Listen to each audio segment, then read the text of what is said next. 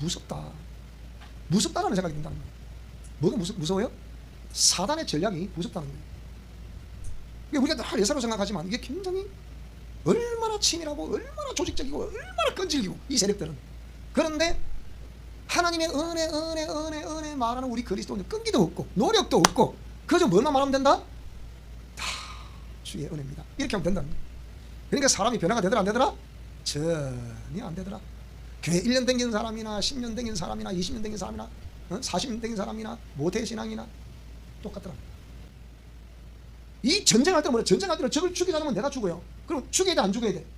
따라해. 전쟁을 할 때는 목사님 문매처럼 날카로워져야 된다. 이스라엘 백성들이 애굽에서 탈출해서 약속의 땅으로 가는 과정 속에 이 가나안 땅으로 들어가야 되는데 들어가기 전에 가나안 정탐꾼들의 보고를 들어봤습니다. 열 정탐꾼의 보고를 들어보니까 이 열 정탐꾼은 부정적인 언어였습니다. 우리가 차라리 애굽에 살았으면 좋았다. 그런데 이 광야로 데리고 와서 적과 꿀이 흐르는 땅으로 데리고 간다 하더니 지금 우리가 직면한 상황은 뭐냐? 그래서 가나안 땅을 정탐을 해보니 그들은 그 땅이 어떠한지 지형이 어떠한지 거점들이 어디에 있는지 이거 다 보라 그랬잖아요. 그럼 보고 왔으면 있는 그대로 왔더라. 그래 거기 가보니까 아니 구축 장신이 있더라.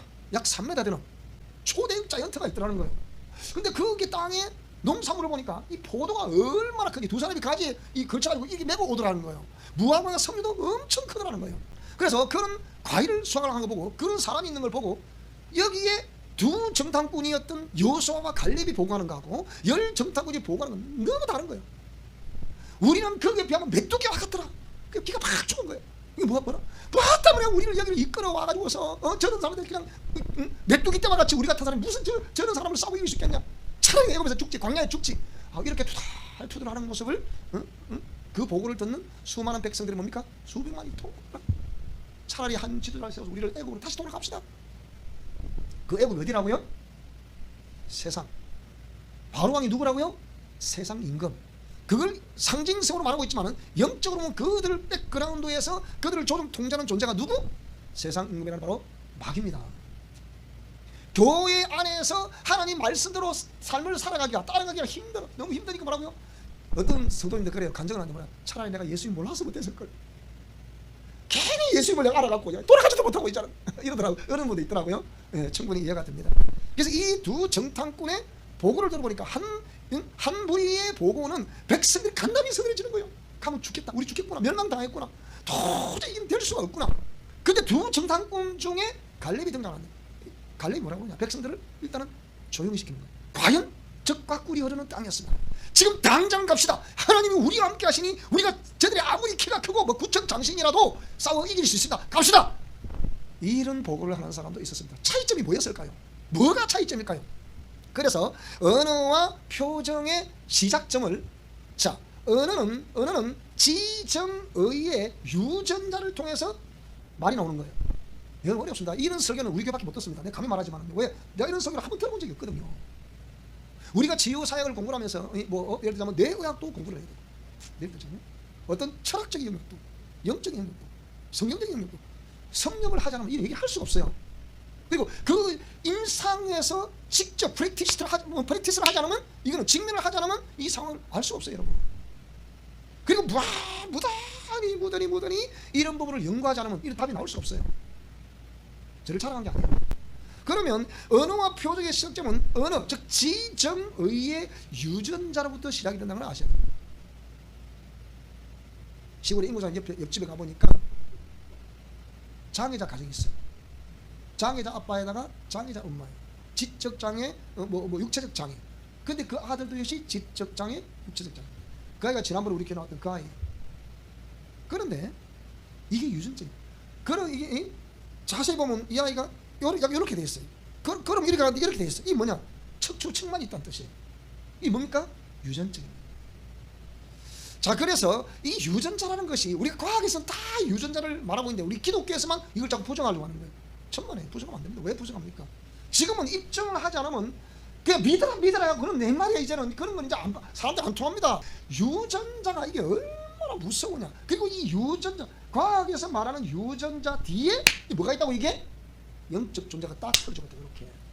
여기서 이제 이 뒤에 요걸 봐야 되는데 이 뒤에서 역사하는 이 세력들을 못 보는 거예요. 일반적인 유전자만 보다 보니까 이 영역에서 뭘 해결하려고 해보는 거죠. 그렇지만 이 영역과 이 배후에 있는 이 원격 조종하고 있는 요 존재를 다 알아야 이걸 다 알 수 있는 거예요. 그래서 이 언어가 이렇게 구사가 되기까지는 그 지정의의 유전자, 그 백그라운드에 뭐? 영적 존재. 여기까지 잘 알아야 이게 무슨 말, 왜 내가 이 말을 하게 되고 이 행동을 하게 되고 이 표정을 짓게 되는지 그게 다 이해가 되는 거예요. 자, 그래서 지적 영역이라면 이는 유전 정보, 즉 DNA, 그리고 이 DNA에 의한 의식, 선지식 있겠어요, 없겠어요? 여러분 있어요, 없어요? 교회 나오기 전에 세상 살아가는 지식 있어요, 없어요? 선지식 있죠. 그리고 가정에서 보고 느끼고 배운 거 있어요, 없어요? 있죠. 그게 전부 다 선지식 체계로 내 안에 딱 탑재가 되어 있는 거예요. 무슨 말이 되죠? 그런데 이 의식, 선지식이라는 것이 거진 대부분 이게 옛사람의 의식이다, 새사람의 의식이다? 거진 대부분 옛사람의 의식으로 딱 탑재가 되어 있는 거예요.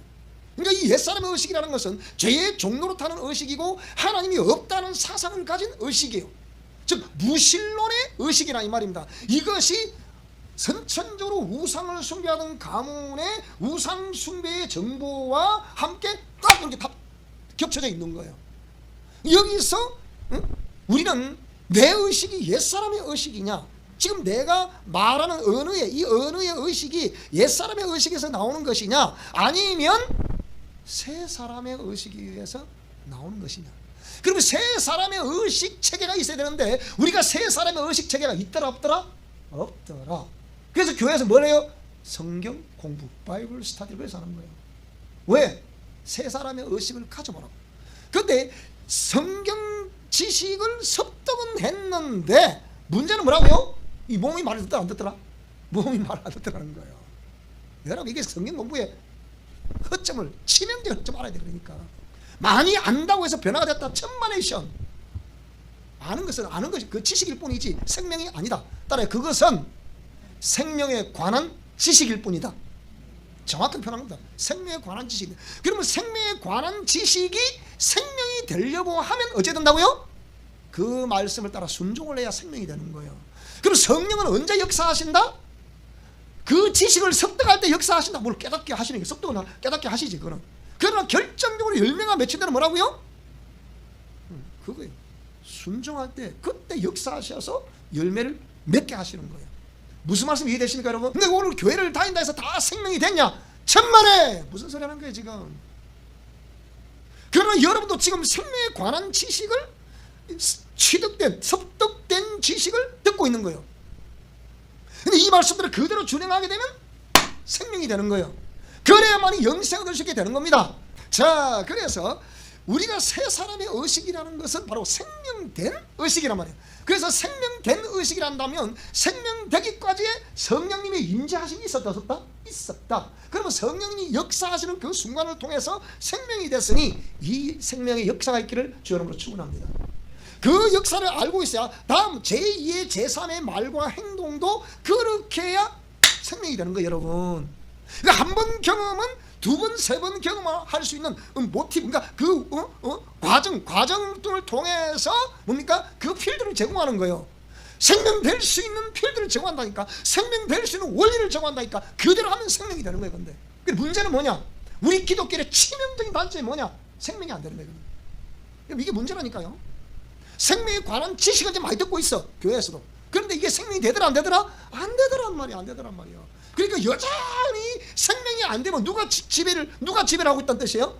누구에게 지배를 당하고 있다는 뜻이에요? 야, 하여튼 눈치는 너무 빨라. 마귀가 지배할 수밖에 없고 마귀가 다스릴 수밖에 없다니까. 여전히 몸은 교회 나와 있는데 여전히 누가 다스리고 있다? 마귀의 최고의 전략이 뭐냐? 따라서 교회는 가라, 말씀은 들어라, 그 다음 뭐하라? 몸이 안 움직이도 하는 거예요. 지금은 그런 시대라니까요. 교회는 가라는 거예요. 말씀을 들으라는 거예요. 막 그냥 아멘 하던 말들이 들으라는 거예요. 그 뭘 못하게 하는 거예요? 몸이 안 움직이니까 생명이 안 되게 하는 거란 말이에요. 몸이 안 움직이면, 순종이 안 되면 생명이 안 된다 여러분. 이거 무섭습니다 이게. 여러분들이 이런 말씀을 들을 수 있다는 게 복입니다. 복. 들을 기인자는 성령이 교회들에게 하시는 말씀을 들을 자다 했잖아요. 이 그 말 그런 얘기예요. 무릇 있는 자에는 더 있게 하고 없는 자는 있는 것도 빼앗기는 거예요. 여러분 이게. 여러분께 성령이 있어서 무릇 더 있게 되시기를 축복합니다. 그 두 번째 이 표정을 내가 구분해 놨는데 표정은 보세요. 표정 이것도 유전자거든요. 알고 보면요. 그 사람이 뭐죠? 모름지기 인상이 좋아야 돼, 안 좋아야 돼? 인상이 좋아야 돼. 인상이 항상 무슨 인상? 웃는 인상. 이게 안 되거든요. 진짜 안 되거든요. 이거요. 진짜 안 되거든요. 그걸 연습하세요. 표정이 굳어 있으면 굳은 표정 옆에 그 사람 가고 싶어 안 가고 싶어요? 말하면 붙여보고 싶어요? 안 붙여보고 싶어요? 설상가상으로 말이 나온다면 무슨 말이 나오겠어요? 표정이 왜 그러세요? 이러고 잘 보세요. 왜 그래요? 표정 누가 제3자가 봐도 표정이 굳어 있다. 굳어 있는 그 사람 아무도 안 갑니다, 여러분. 그럼 평소에 어떻게 살아야 돼? 그렇게 살아야 돼. 그래가지고 저 중앙시장에 가보세요. 가보면 어떤 무당이 아이고 그대는 외롭게 평생 외롭게 혼자 살아야 되겠네? 이럽니다. 무당 여러분 그거요 정확합니다. 그러니까 이게 무당들이 아니라 그들은 다 사람 심리를 부당들 보거든. 이렇게 영적으로 말하면 귀신들이 교통한다는 말하지만은요 그걸 매일 보는 거예요. 그러니까 좀 그런 말만 하면 그게 혹 신기해가지고 진짜 내가 그런가요? 이럽니다. 그러니까 표정이 이게 유전자라는 거예요. 그게 옛날에 우리 어른들이 이 가문 저 가문의 호구 조사를 해보고 결혼하시겠다잖아요. 왜? 내 딸을 내 아들을 시집장가 보내면 과연 되겠나 안 되겠나 그걸 보고 하는 이유가 거기 있다는 거예요. 응? 그 표정은 뭡니까? 이 표정은 내 의식이 어떠하냐에 따라서 표정이 나오는 거예요. 자 여러분 저를 쳐다보세요. 내 의식이 눈을 감고 있어요. 의식이 웃어야 되겠다. 웃어야 되겠다 생각하면 표정이 벌써 얼굴이 웃어요 안 웃어요? 웃자.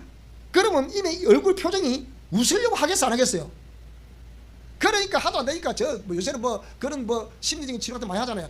안 되게 뭐라고요? 그 웃음이 잘 안 되면 의도적으로라도 입을 크게 벌리고 우와 웃어라는 거예요. 그러니까 이런 상황 속에 세 사람의 의식과 그러니까 그 말씀 하나님 말씀과 의식을 가지고 쫙 드라이브를 해나가야 이 교정이 되는 거예요. 지금 교정하자고 하는 거 아니에요?